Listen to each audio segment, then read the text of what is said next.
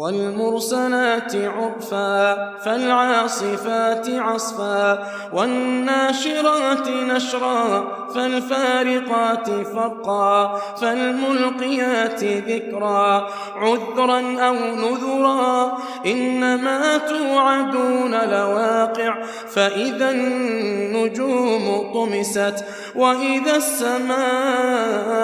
فرجت وإذا الجبال نسفت وإذا الرسل أقتت لأي يوم أجلت ليوم الفصل وما أدريك ما يوم الفصل ويل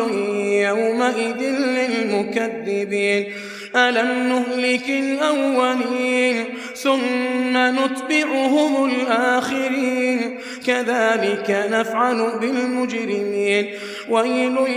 يومئذ للمكذبين.